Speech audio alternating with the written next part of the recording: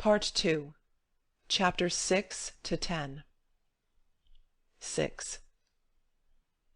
Edna Pontellier could not have told why, wishing to go to the beach with Robert, she should in the first place have declined, and in the second place have followed in obedience to one of the two contradictory impulses which impelled her. A certain light was beginning to dawn dimly within her, the light which, showing the way, forbids it. At that early period it served but to bewilder her. It moved her to dreams, to thoughtfulness, to the shadowy anguish which had overcome her the midnight when she had abandoned herself to tears. In short, Mrs. Pontellier was beginning to realize her position in the universe as a human being, and to recognize her relations as an individual to the world within and about her. This may seem like a ponderous weight of wisdom to descend upon the soul of a young woman of 28, perhaps more wisdom than the Holy Ghost is usually pleased to vouchsafe to any woman. But the beginning of things, of a world especially, is necessarily vague, tangled, chaotic, and exceedingly disturbing. How few of us ever emerge from such beginning! How many souls perish in its tumult! The voice of the sea is seductive, never ceasing, whispering, clamouring, murmuring, inviting the soul to wander for a spell in abysses of solitude, to lose itself in mazes of inward contemplation. The voice of the sea speaks to the soul. The touch of the sea is sensuous, enfolding the body in its soft, close embrace. 7. Mrs. Pontellier was not a woman given to confidences, a characteristic hitherto contrary to her nature. Even as a child she had lived her own small life all within herself. At a very early period she had apprehended instinctively the dual life, the outward existence which conforms, the inward life which questions. That summer at Grand-Isle she began to loosen a little the mantle of reserve that had always enveloped her. There must have been influences, both subtle and apparent, working in their several ways to induce her to do this, but the most obvious was the influence of Adele Ratignolle. The excessive physical charm of the Creole had first attracted her, for Edna had a sensuous susceptibility to beauty. Then the candour of the woman's whole existence, which every one might read, and which formed so striking a contrast to her own habitual reserve, this might have furnished a link. Who can tell what metals the gods use in forging the subtle bond which we call sympathy, which we might as well call love? The two women went away one morning to the beach together, arm in arm, under the huge white sunshade. Edna had prevailed upon Madame Ratignolle to leave the children behind, though she could not induce her to relinquish a diminutive roll of needlework, which Adele begged to be allowed to slip into the depths of her pocket. In some unaccountable way they had escaped from Robert. The walk to the beach was no inconsiderable one, consisting as it did of a long sandy path, upon which a sporadic and tangled growth that bordered it on either side made frequent and unexpected inroads. There were acres of yellow chamomile reaching out on either hand. Further away still, vegetable gardens abounded, with frequent small plantations of orange or lemon trees intervening. The dark green clusters glistened from afar in the sun. The women were both of goodly height, Madame Ratignolle possessing the more feminine and matronly figure. The charm of Edna Pontellier's physique stole insensibly upon you. The lines of her body were long, clean, and symmetrical. It was a body which occasionally fell into splendid poses. There was no suggestion of the trim, stereotyped fashion plate about it. A casual and indiscriminating observer, in passing, might not cast a second glance upon the figure. But with more feeling and discernment he would have recognized the noble beauty of its modelling, and the graceful severity of poise and movement, which made Edna Pontellier different from the crowd. She wore a cool muslin that morning, white, with a waving vertical line of brown running through it, also a white linen collar and the big straw hat which she had taken from the peg outside the door. The hat rested anyway on her yellow-brown hair, that waved a little, was heavy, and clung close to her head. Madame Ratignolle, more careful of her complexion, had twined a gauze veil about her head. She wore dogskin gloves, with gauntlets that protected her wrists. She was dressed in pure white, with a fluffiness of ruffles that became her. The draperies and fluttering things which she wore suited her rich luxuriant beauty as a greater severity of line could not have done. There were a number of bath-houses along the beach, of rough but solid construction, built with small protecting galleries facing the water. Each house consisted of 2 compartments, and each family at Lebrun's possessed a compartment for itself, fitted out with all the essential paraphernalia of the bath, and whatever other conveniences the owners might desire. The 2 women had no intention of bathing. They had just strolled down to the beach for a walk, and to be alone and near the water. The Pontellier and Ratignolle compartments adjoined one another under the same roof. Mrs. Pontellier had brought down her key through force of habit. Unlocking the door of her bathroom, she went inside, and soon emerged, bringing a rug, which she spread upon the floor of the gallery, and 2 huge hair pillows covered with crash, which she placed against the front of the building. The 2 seated themselves there in the shade of the porch, side by side, with their backs against the pillows and their feet extended. Madame Ratignolle removed her veil, wiped her face with rather a delicate handkerchief, and fanned herself with the fan which she always carried suspended somewhere about her person by a long narrow ribbon. Edna removed her collar and opened her dress at the throat. She took the fan from Madame Ratignolle and began to fan both herself and her companion. It was very warm, and for a while they did nothing but exchange remarks about the heat, the sun, the glare. But there was a breeze blowing, a choppy, stiff wind that whipped the water into froth. It fluttered the skirts of the 2 women, and kept them for a while engaged in adjusting, readjusting, tucking in, securing hairpins and hatpins. A few persons were sporting some distance away in the water. The beach was very still of human sound at that hour. The lady in black was reading her morning devotions on the porch of a neighbouring bath-house. 2 young lovers were exchanging their hearts' yearnings beneath the children's tent, which they had found unoccupied. Edna Pontellier, casting her eyes about, had finally kept them at rest upon the sea.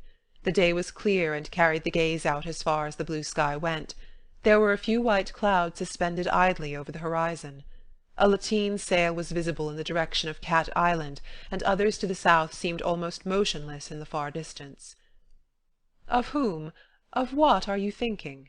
asked Adele of her companion, whose countenance she had been watching with a little amused attention, arrested by the absorbed expression which seemed to have seized and fixed every feature into a statuesque repose. "Nothing," returned Mrs. Pontellier, with a start, adding at once, "How stupid! But it seems to me it is the reply we make instinctively to such a question. Let me see," she went on, throwing back her head and narrowing her fine eyes till they shone like 2 vivid points of light. "Let me see. I was not really conscious of thinking of anything, but perhaps I can retrace my thoughts." "Oh, never mind," laughed Madame Ratignolle. "I am not quite so exacting. I will let you off this time. It is really too hot to think, especially to think about thinking." "But for the fun of it," persisted Edna. "First of all, the sight of the water stretching so far away, those motionless sails against the blue sky, made a delicious picture that I wanted to sit and look at. The hot wind beating in my face made me think, without any connection that I can trace, of a summer day in Kentucky, of a meadow that seemed as big as the ocean to the very little girl walking through the grass, which was higher than her waist. She threw out her arms as if swimming when she walked, beating the tall grass as one strikes out in the water. Oh, I see the connection now. Where were you going that day in Kentucky, walking through the grass?" "I don't remember now. I was walking diagonally across a big field. My sunbonnet obstructed the view.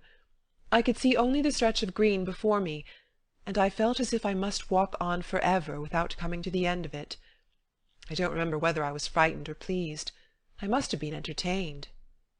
"Likely as not it was Sunday," she laughed, "and I was running away from prayers, from the Presbyterian service, read in a spirit of gloom by my father that chills me yet to think of." "And have you been running away from prayers ever since, ma chère?" asked Madame Ratignolle, amused.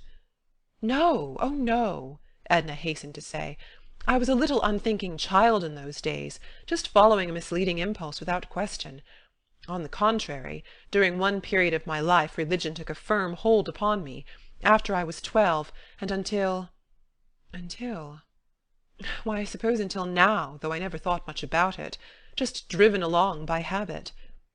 But do you know," she broke off, turning her quick eyes upon Madame Ratignolle and leaning forward a little so as to bring her face quite close to that of her companion, "sometimes I feel this summer as if I were walking through the green meadow again, idly, aimlessly, unthinking and unguided." Madame Ratignolle laid her hand over that of Mrs. Pontellier, which was near her. Seeing that the hand was not withdrawn, she clasped it firmly and warmly. She even stroked it a little, fondly, with the other hand, murmuring in an undertone, "Pauvre chérie." The action was at first a little confusing to Edna, but she soon lent herself readily to the Creole's gentle caress. She was not accustomed to an outward and spoken expression of affection, either in herself or in others. She and her younger sister Janet had quarrelled a good deal through force of unfortunate habit. Her older sister Margaret was matronly and dignified, probably from having assumed matronly and housewifely responsibilities too early in life, their mother having died when they were quite young. Margaret was not effusive, she was practical. Edna had had an occasional girl-friend, but whether accidentally or not, they seemed to have been all of one type, the self-contained. She never realized that the reserve of her own character had much, perhaps everything, to do with this. Her most intimate friend at school had been one of rather exceptional intellectual gifts, who wrote fine-sounding essays, which Edna admired and strove to imitate, and with her she talked and glowed over the English classics, and sometimes held religious and political controversies. Edna often wondered at one propensity which sometimes had inwardly disturbed her without causing any outward show or manifestation on her part. At a very early age, perhaps it was when she traversed the ocean of waving grass, she remembered that she had been passionately enamored of a dignified and sad-eyed cavalry officer who visited her father in Kentucky. She could not leave his presence when he was there, nor remove her eyes from his face, which was something like Napoleon's, with a lock of black hair falling across the forehead. But the cavalry officer melted imperceptibly out of her existence. At another time her affections were deeply engaged by a young gentleman who visited a lady on a neighboring plantation. It was after they went to Mississippi to live. The young man was engaged to be married to the young lady, and they sometimes called upon Margaret, driving over of afternoons in a buggy. Edna was a little miss, just merging into her teens, and the realization that she herself was nothing to the engaged young man was a bitter affliction to her. But he, too, went the way of dreams. She was a grown young woman when she was overtaken by what she supposed to be the climax of her fate. It was when the face and figure of a great tragedian began to haunt her imagination and stir her senses. The persistence of the infatuation lent it an aspect of genuineness. The hopelessness of it coloured it with the lofty tones of a great passion. The picture of the tragedian stood enframed upon her desk. Any one may possess the portrait of a tragedian without exciting suspicion or comment. This was a sinister reflection which she cherished. In the presence of others she expressed admiration for his exalted gifts, as she handed the photograph around and dwelt upon the fidelity of the likeness. When alone, she sometimes picked it up and kissed the cold glass passionately. Her marriage to Léonce Pontellier was purely an accident, in this respect resembling many other marriages which masquerade as the decrees of fate. It was in the midst of her secret great passion that she met him. He fell in love, as men are in the habit of doing, and pressed his suit with an earnestness and an ardour which left nothing to be desired. He pleased her. His absolute devotion flattered her. She fancied there was a sympathy of thought and taste between them, in which fancy she was mistaken. Add to this the violent opposition of her father and her sister Margaret to her marriage with a Catholic, and we need seek no further for the motives which led her to accept Monsieur Pontellier for her husband. The acme of bliss, which would have been a marriage with the tragedian, was not for her in this world. As the devoted wife of a man who worshipped her, she felt she would take her place with a certain dignity in the world of reality, closing the portals forever behind her upon the realm of romance and dreams. But it was not long before the tragedian had gone to join the cavalry officer and the engaged young man, and a few others, and Edna found herself face to face with the realities. She grew fond of her husband, realizing with some unaccountable satisfaction that no trace of passion or excessive and fictitious warmth coloured her affection, thereby threatening its dissolution. She was fond of her children in an uneven, impulsive way.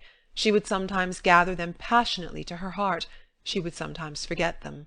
The year before they had spent part of the summer with their grandmother Pontellier in Iberville. Feeling secure regarding their happiness and welfare, she did not miss them, except with an occasional intense longing. Their absence was a sort of relief, though she did not admit this, even to herself. It seemed to free her of a responsibility which she had blindly assumed, and for which fate had not fitted her. Edna did not reveal so much as all this to Madame Ratignolle that summer day when they sat with faces turned to the sea, but a good part of it escaped her. She had put her head down on Madame Ratignolle's shoulder. She was flushed, and felt intoxicated with the sound of her own voice, and the unaccustomed taste of candour. It muddled her like wine, or like a first breath of freedom. There was the sound of approaching voices. It was Robert, surrounded by a troop of children, searching for them. The two little Pontelliers were with him, and he carried Madame Ratignolle's little girl in his arms. There were other children beside, and two nursemaids followed, looking disagreeable and resigned. The women at once rose and began to shake out their draperies and relax their muscles. Mrs. Pontellier threw the cushions and rug into the bath-house. The children all scampered off to the awning, and they stood there in a line, gazing upon the intruding lovers, still exchanging their vows and sighs. The lovers got up, with only a silent protest, and walked slowly away somewhere else. The children possessed themselves of the tent, and Mrs. Pontellier went over to join them. Madame Ratignolle begged Robert to accompany her to the house. She complained of cramp in her limbs and stiffness of the joints. She leaned draggingly upon his arm as they walked. 8. "Do me a favour, Robert," spoke the pretty woman at his side, almost as soon as she and Robert had started their slow homeward way. She looked up in his face, leaning on his arm beneath the encircling shadow of the umbrella which he had lifted. "Granted, as many as you like," he returned, glancing down into her eyes that were full of thoughtfulness and some speculation. "I only ask for one. Let Mrs. Pontellier alone." "Tiens!" he exclaimed, with a sudden boyish laugh. "Voilà que Madame Ratignolle est jalouse." "Nonsense! I'm in earnest. I mean what I say. Let Mrs. Pontellier alone." "Why?" he asked, himself growing serious at his companion's solicitation. "She is not one of us. She is not like us. She might make the unfortunate blunder of taking you seriously." His face flushed with annoyance, and taking off his soft hat he began to beat it impatiently against his leg as he walked. "Why shouldn't she take me seriously?" he demanded sharply. "Am I a comedian, a clown, a jack-in-the-box? Why shouldn't she? You Creoles, I have no patience with you. Am I always to be regarded as a feature of an amusing programme? I hope Mrs. Pontellier does take me seriously. I hope she has discernment enough to find in me something besides the blagueur.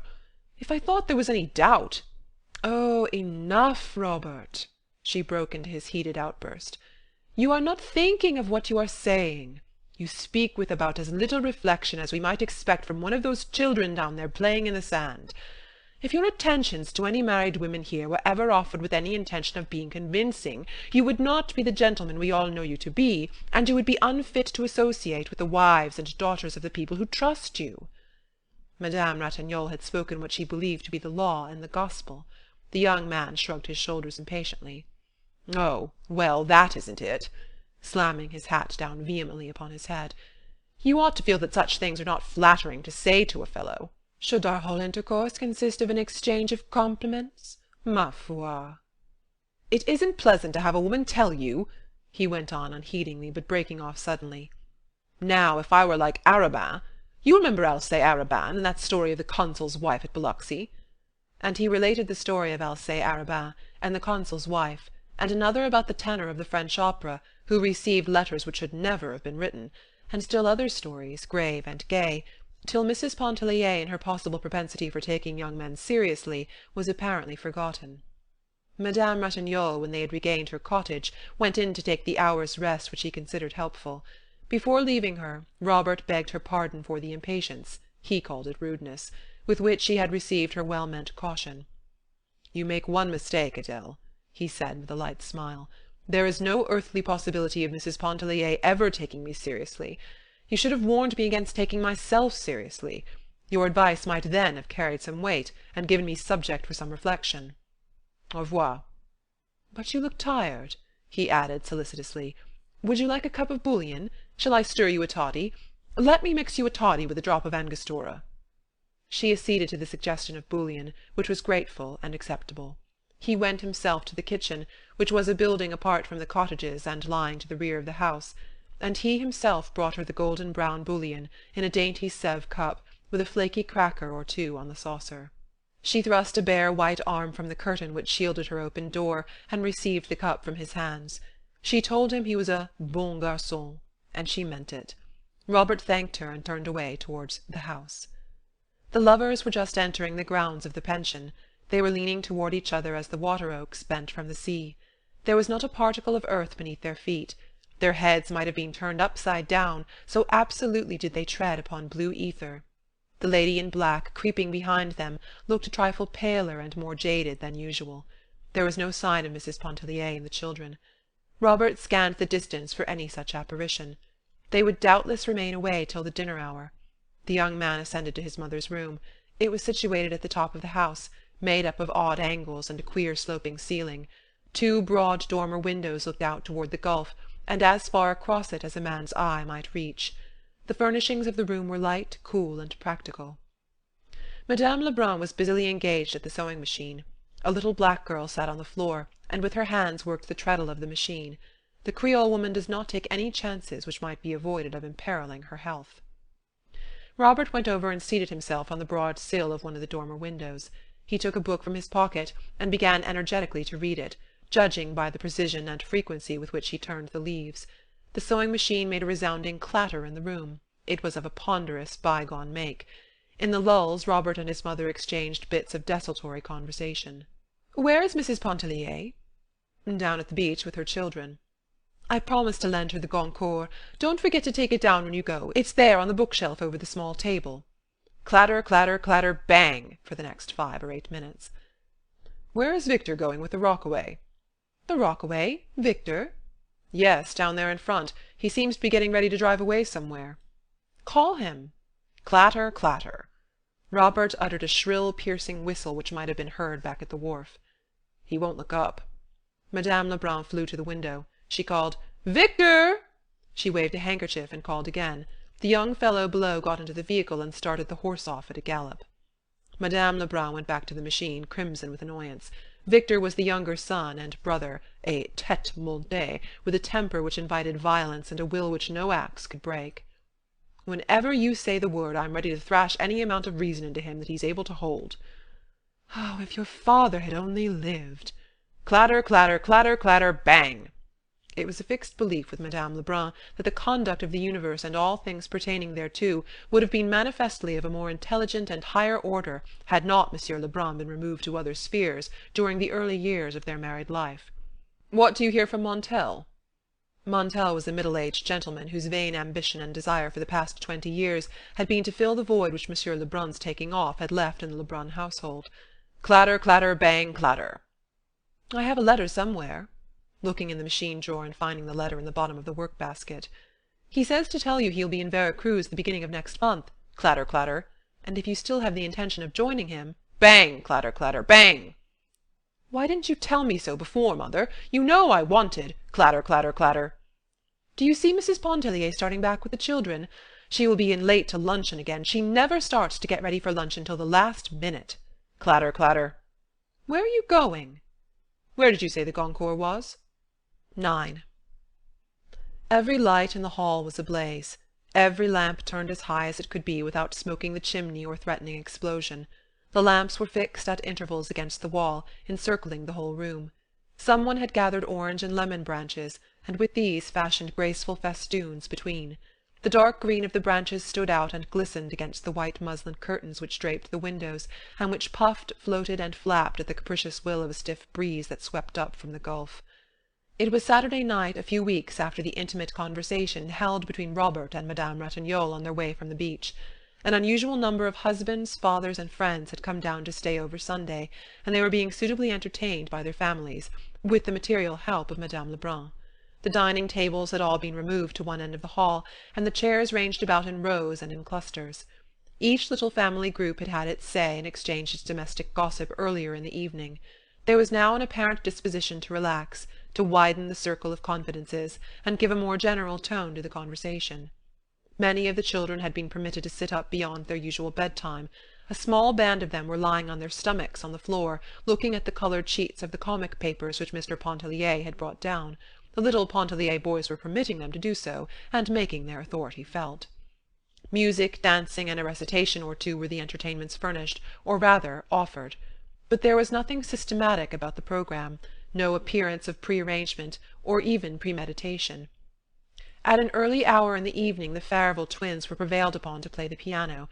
They were girls of 14, always clad in the Virgin's colours, blue and white, having been dedicated to the Blessed Virgin at their baptism. They played a duet from Zampa, and at the earnest solicitation of every one present, followed it with the overture to The Poet and the Peasant. "Allez-vous-en, sapristi!" shrieked the parrot outside the door.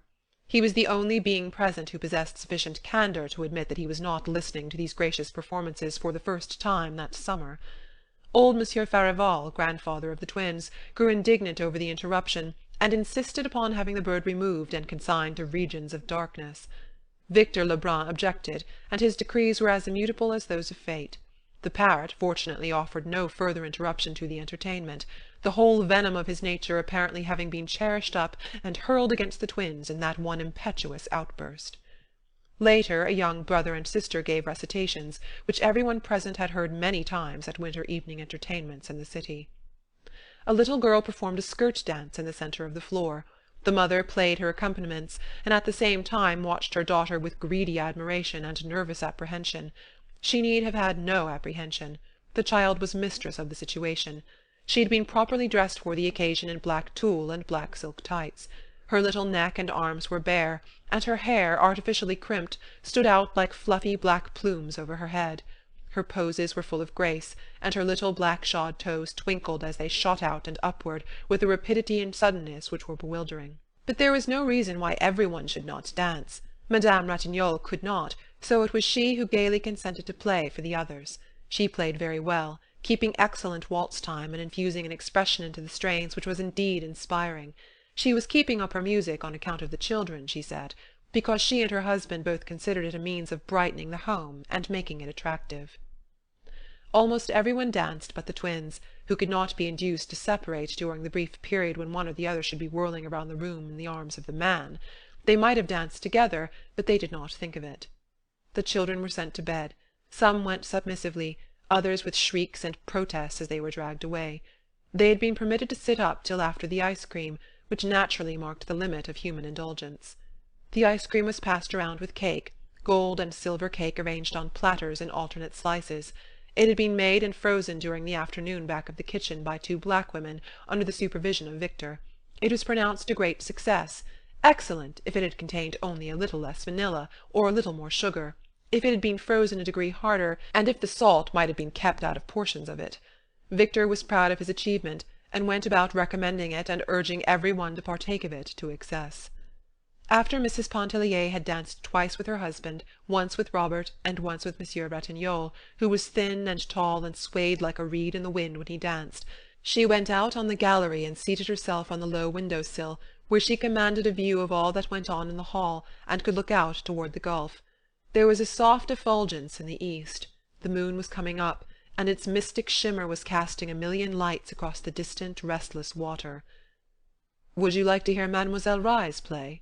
asked Robert, coming out on the porch where she was. Of course Edna would like to hear Mademoiselle Rise play, but she feared it would be useless to entreat her. "I'll ask her," he said. "I'll tell her that you want to hear her. She likes you. She will come." He turned and hurried away to one of the far cottages, where Mademoiselle Rise was shuffling away. She was dragging a chair in and out of her room, and at intervals objecting to the crying of a baby, which a nurse in the adjoining cottage was endeavouring to put to sleep. She was a disagreeable little woman, no longer young, who had quarrelled with almost every one, owing to a temper which was self-assertive, and a disposition to trample upon the rights of others. Robert prevailed upon her without any too great difficulty. She entered the room with him during a lull in the dance. She made an awkward, imperious little bow as she went in. She was a homely woman, with a small wizened face and body and eyes that glowed. She had absolutely no taste in dress, and wore a batch of rusty black lace with a bunch of artificial violets pinned to the side of her hair. "Ask Mrs. Pontellier what she would like to hear me play," she requested of Robert. She sat perfectly still before the piano, not touching the keys, while Robert carried her message to Edna at the window. A general air of surprise and genuine satisfaction fell upon every one when they saw the pianist enter. There was a settling down, and a prevailing air of expectancy everywhere. Edna was a trifle embarrassed at being thus signalled out for the imperious little woman's favour. She would not dare to choose, and begged that Mademoiselle Reisz would please herself in her selections. Edna was what she herself called very fond of music. Musical strains, well rendered, had a way of evoking pictures in her mind. She sometimes liked to sit in the room of mornings when Madame Ratignolle played or practised. One piece which that lady played Edna had entitled Solitude. It was a short, plaintive, minor strain. The name of the piece was something else, but she called it Solitude. When she heard it, there came before her imagination the figure of a man standing beside a desolate rock on the seashore. He was naked. His attitude was one of hopeless resignation as he looked toward a distant bird winging its flight away from him. Another piece called to her mind a dainty young woman clad in an empire gown, taking mincing dancing steps as she came down a long avenue between tall hedges. Again, another reminded her of children at play, and still another of nothing on earth but a demure lady stroking a cat. The very first chords which Mademoiselle Reisz struck upon the piano sent a keen tremor down Mrs. Pontellier's spinal column. It was not the first time she had heard an artist at the piano. Perhaps it was the first time she was ready, perhaps the first time her being was tempered to take an impress of the abiding truth. She waited for the material pictures which she thought would gather and blaze before her imagination. She waited in vain. She saw no pictures of solitude, of hope, of longing, or of despair. But the very passions themselves were aroused within her soul, swaying it, lashing it, as the waves daily beat upon her splendid body. She trembled, she was choking, and the tears blinded her. Mademoiselle had finished. She arose, and bowing her stiff, lofty bow, she went away, stopping for neither thanks nor applause. As she passed along the gallery, she patted Edna upon the shoulder. "Well, how did you like my music?" she asked. The young woman was unable to answer. She pressed the hand of the pianist convulsively. Mademoiselle Reisz perceived her agitation, and even her tears. She patted her again upon the shoulder as she said, "You are the only one worth playing for. Those others? Bah!" And she went shuffling and sidling on down the gallery toward her room. But she was mistaken about "those others." Her playing had aroused a fever of enthusiasm. What passion! What an artist! I have always said no one could play Chopin like Mademoiselle Reisz. That last prelude! Bon Dieu! It shakes a man. It was growing late, and there was a general disposition to disband. But someone, perhaps it was Robert, thought of a bath at that mystic hour and under that mystic moon. 10.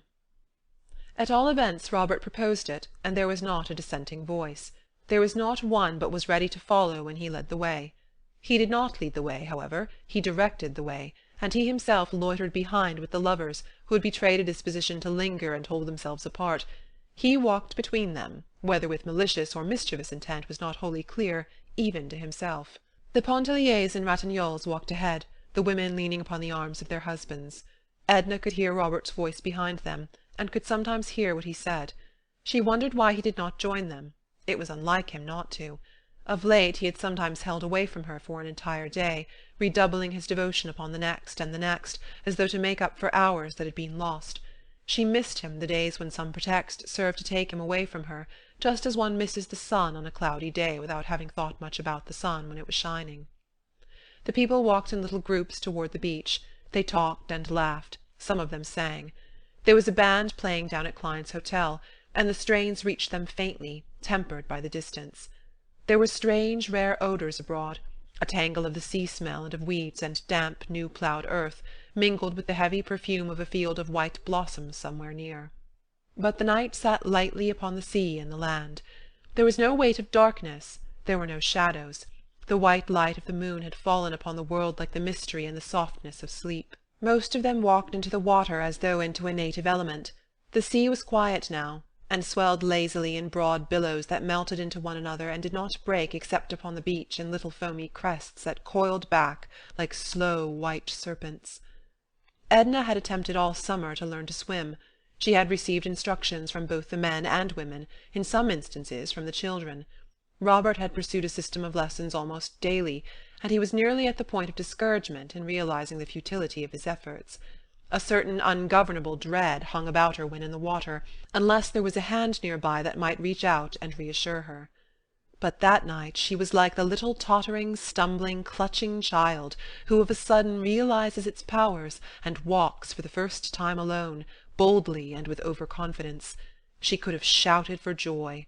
She did shout for joy, as with a sweeping stroke or two she lifted her body to the surface of the water. A feeling of exultation overtook her, as if some power of significant import had been given her to control the working of her body and her soul. She grew daring and reckless, overestimating her strength. She wanted to swim far out, where no woman had swum before. Her unlooked-for achievement was the subject of wonder, applause, and admiration. Each one congratulated himself that his special teachings had accomplished this desired end.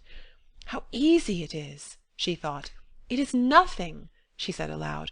"Why did I not discover before that it was nothing? Think of the time I have lost splashing about like a baby." She would not join the groups in their sports and bouts, but, intoxicated with her newly conquered power, she swam out alone. She turned her face seaward to gather in an impression of space and solitude which the vast expanse of water, meeting and melting with the moonlit sky, conveyed to her excited fancy. As she swam she seemed to be reaching out for the unlimited in which to lose herself. Once she turned and looked toward the shore, toward the people she had left there.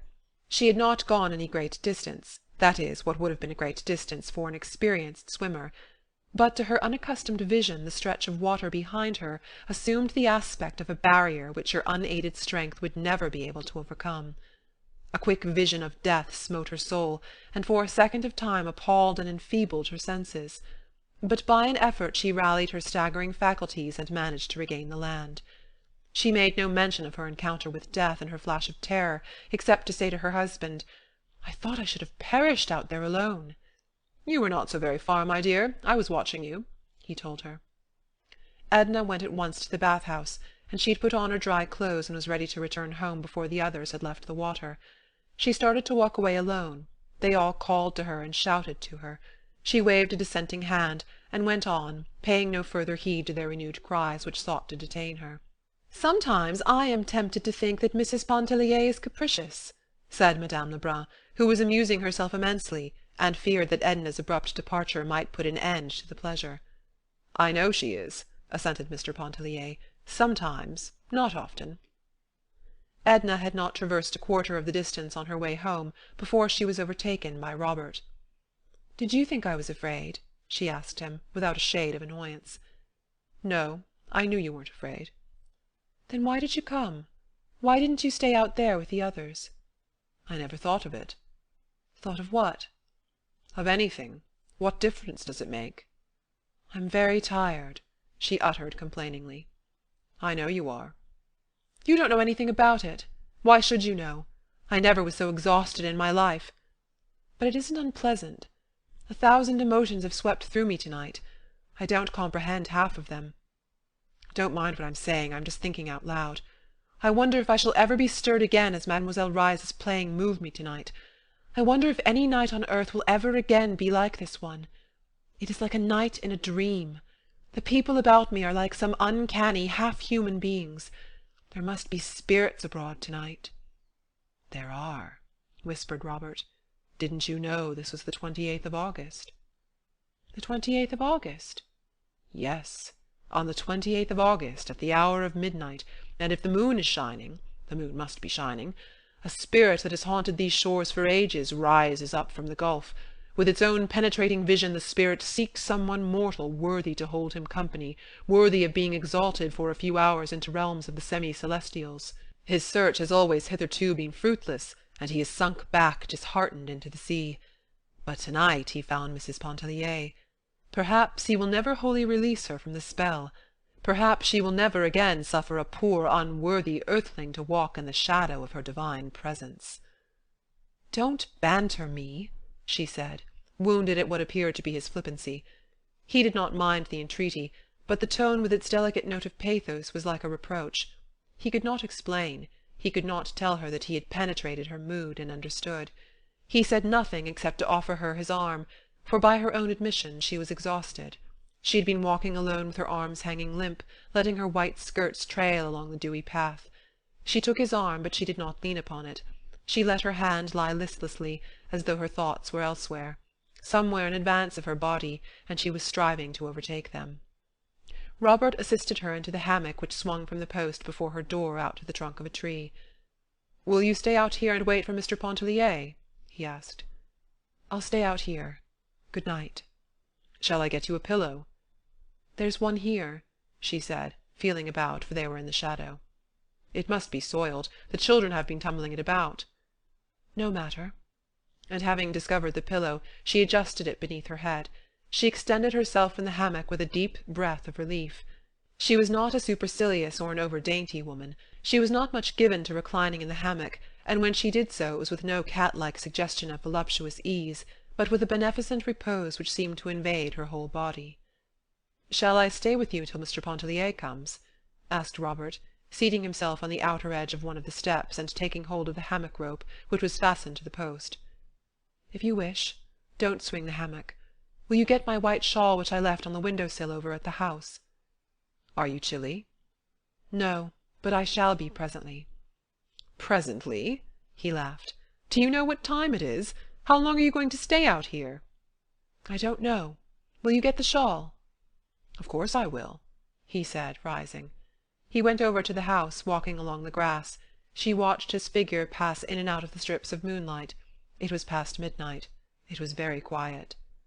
When he returned with the shawl she took it and kept it in her hand. She did not put it around her. "Did you say I should stay till Mr. Pontellier came back?" "I said you might if you wished to." He seated himself again and rolled a cigarette, which he smoked in silence. Neither did Mrs. Pontellier speak. No multitude of words could have been more significant than those moments of silence, or more pregnant with the first-felt throbbings of desire. When the voices of the bathers were heard approaching, Robert said good night.